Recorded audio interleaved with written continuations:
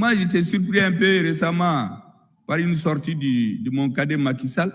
Vous savez, en 2018-2019, moi, je suis beaucoup. Macky Sall a une conférence sur la paix au Sénégal, s'est interrogé. Il dit, mais comment au Mali, on est jusqu'à 15 000 hommes armés et le terrorisme continue de s'étendre? Personne n'a pu lui répondre. Vous voyez, cette lucidité est perdue cette année. Quand le Mali a demandé à l'administration de partir, c'est le même que j'ai entendu dire, mais comment les Maliens vont s'en sortir si l'administration n'est plus chez eux? Mais il faut apprendre à être cohérent. Vous savez, quand on dirige les pays, on travaille pour l'histoire. Il faut penser à ce qu'on laisse. Il faut penser à son héritage politique. Le doyen Houphouët-Boigny, les gens disent ce qu'ils veulent de lui. Chacun a son opinion. Moi, je ne rentre pas dans les débats idéologiques, mais je constate seulement que son grand parti, le RDA, ils l'ont fondé au Mali. Mais plus, vous savez, à la veille de ce qu'on appelle la démocratisation, Houphouët-Boigny a dit aux Européens, il les a mis en garde,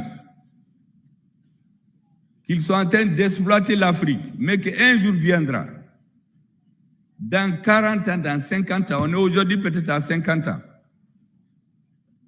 que les Africains n'accepteront plus ce que les Européens sont en train de faire. C'est Houphouët qui a dit ça devant des Européens.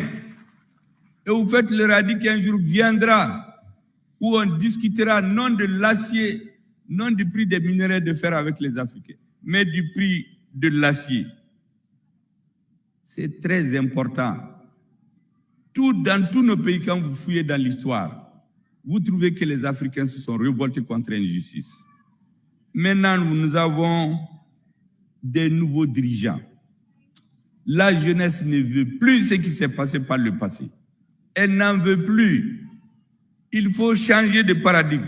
Il faut que le prix du cacao soit fixé à Abidjan, au Ghana désormais, et non à Londres ou à Paris. Il faut que le prix de l'or soit fixé au Mali, en Afrique du Sud, et non à Londres ou à Paris. Il faut que le prix du cobalt et des matières rares se fixe au Congo, et non à Paris ou à Londres ou à Bruxelles. C'est pour ça que nous nous battons. Je dis donc aux Nigériens pour terminer, tenez bon, vous n'êtes pas seuls. Toute l'Afrique regarde aujourd'hui le Mali, le Niger, le Burkina Faso et d'autres pays. Je comprends que pour des questions de sécurité, nos amis européens vont dire à tel ou tel chef d'État, attention, il ne faut pas que ça prospère au Niger, sinon ça serait votre tour. Mais ça, c'est une façon non historique de voir la situation. Un président qui travaille bien, il s'entend avec son armée, il n'y aura pas de problème. Mais un président qui vient dire à son armée de baisser les armes, parce que les terroristes sont plus forts que lui. On appelle les gens pour vous aider, le terrorisme s'étend.